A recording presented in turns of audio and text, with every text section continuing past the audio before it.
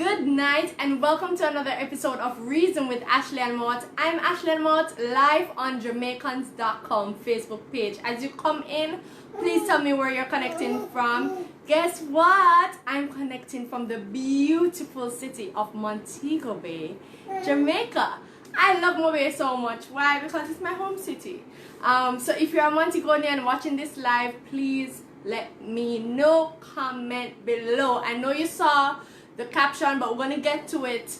If this is the first time that you are watching this show, I am a journalist. I've been a journalist for 6 years. I've been practicing for 6 years now, and I've been contributing on Jamaicans.com for at least 5 years. I really love what I do here in terms of broadcasting on their Facebook page, and I have been doing this for at least 3 years. And Reason with Ashleigh-Ann Mowatt, if this is the first time you're watching it, is a show that I do almost every week. Sometimes I miss it. On Jamaicans.com Facebook page, where I connect with you. And my daughter Makeda connects with you in the diaspora about issues within the island or issues affecting Jamaicans across the globe. So I know you saw the caption and I told you that we're going to get to it, but there's something very important that I want you to do. Share this video right now and let us include all your friends and your family members in the conversation. I'm just going to pull it up now on my other device so that I can see who's checking in, who is here. And Karen is here, connecting from, I think T dot stand for Toronto, right? Connecting from Toronto. And we have Kelly Brown from Maryland. Hi Kelly. We also have Sharon from Hollande. Oh, you know what Sharon said? She's in Colanta. It's not Atlanta. In a hat. It's cold. I like that. And we have Zizi, my adopted mom, connecting, I believe, from the UK. So radiant. I know, right? Dressed by the best. Yes. Alright, so let's jump right into it.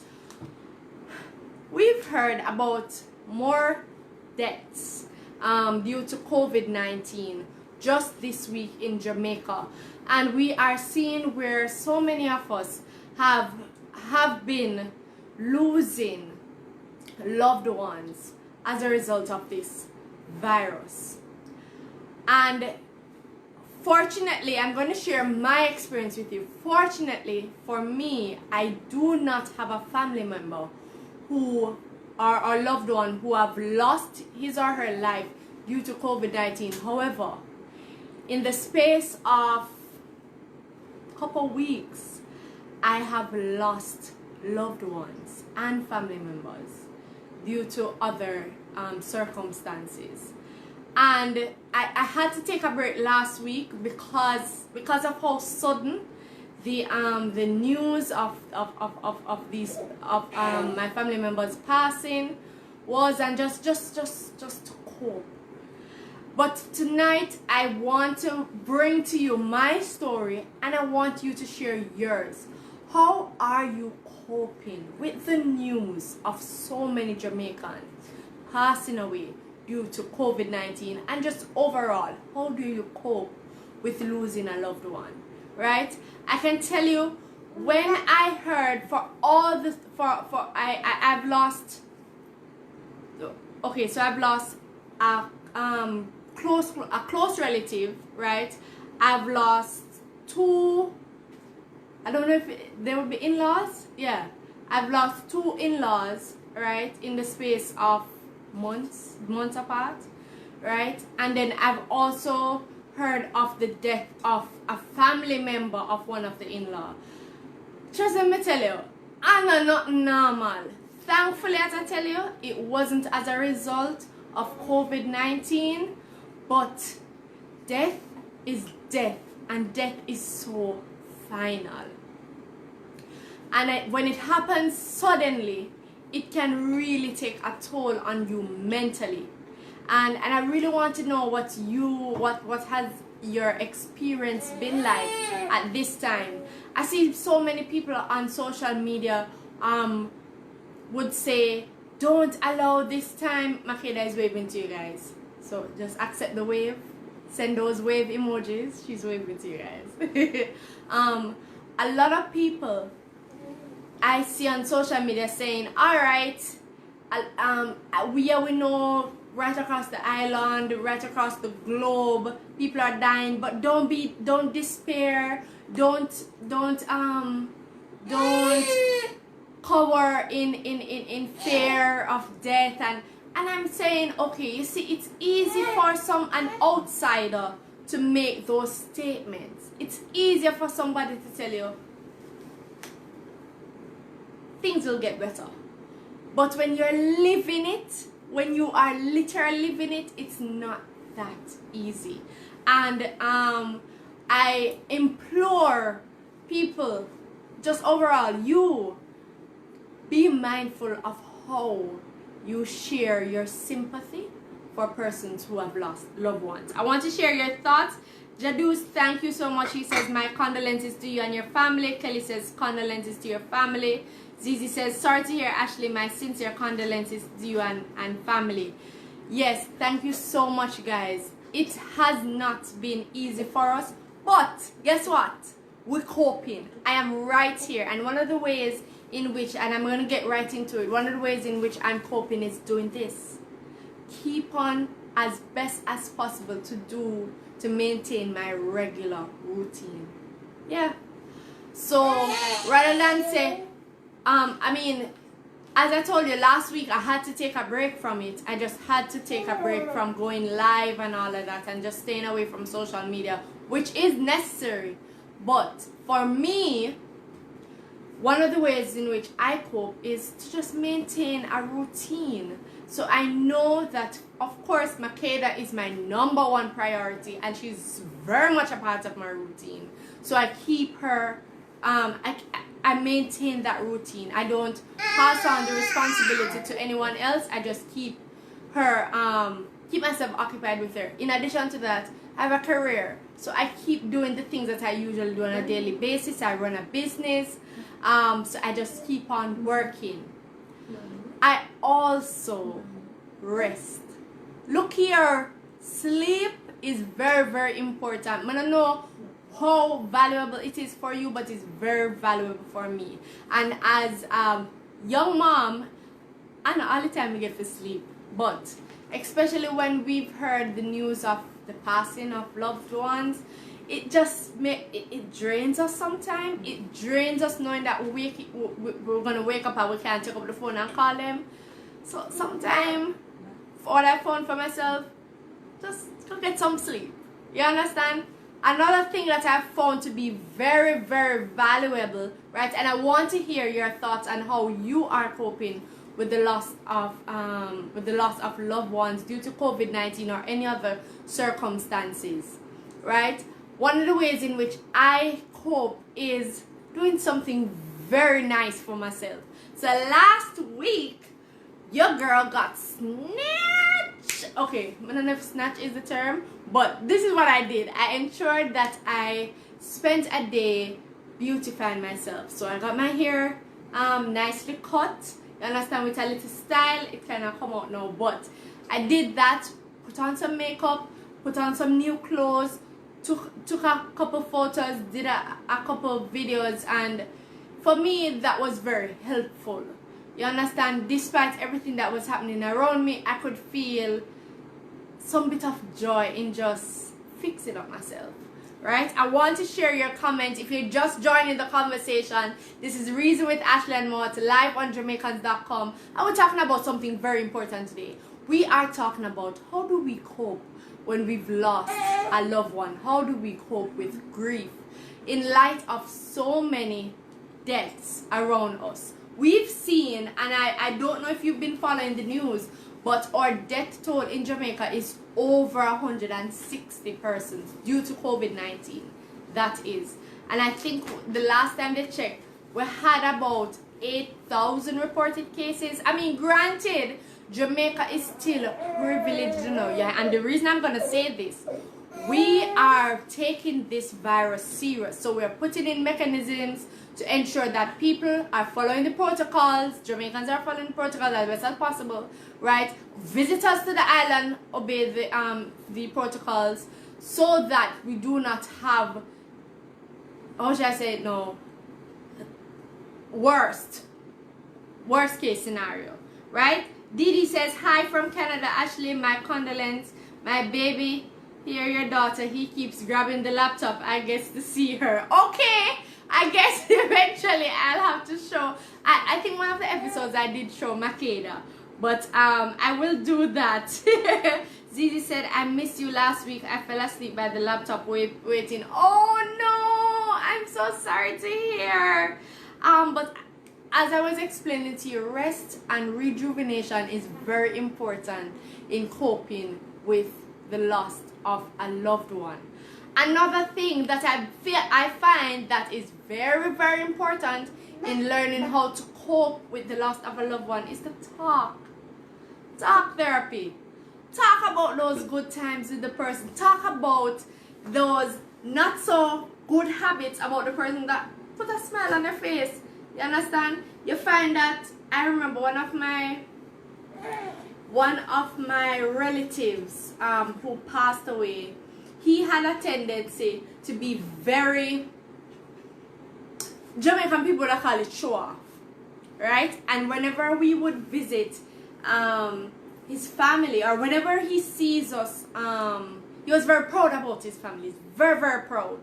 You understand? So he would have the tendency to show off his family to his friends and his neighbors. And we always found it hilarious because we feel like they are just as accomplished as us. So I don't know why I try to show off, but he had that tendency, and it's something that will always stay in our brains and in our minds, in our memories, as one of the things that, you know, to remember him by. I can also think of my in-laws. They were very, very kind people. Trust me when I tell you. Yeah, especially one of them could cook. And I enjoyed that. And I just feel like when in coping with the loss of a loved one of the best things to do is not remember the last days, because the last days aren't necessarily the best days. But you see, the days where you laugh till your belly, you feel stitches, those are the days I think you should spend time talking about. And talk about how you feel. Talk about how you feel about losing that person. I think for me, and I can speak from my personal experience, there was a time in my life when I would bottle up things, so I would just keep it in, and then out of nowhere it just explode. You understand? And when it exploded, no nice, no man. That is not nice, Ashley, right? But I found that in just sharing, and you have to be no multi-massilizer, you have to share with everybody. In just sharing with a trusted individual, I am able to feel some bit of relief, to go, right? Now, I want to hear your coping mechanisms. I'm going to share some of your comments. So, Zizi says, in 2010, I lost my mom and two of my brothers. My coping mechanism was reflecting on the times we had while they were alive, and the hope that I will one day see them again with Jesus come. That's right. That is right, Zizi. Lorraine says, my condolences from Florida. Keep strong. Definitely. I will most definitely keep strong. I like the emojis. I like all of the comments that I am receiving. Sharon says, both my brother and daughter survived using home remedies. And that's important as well.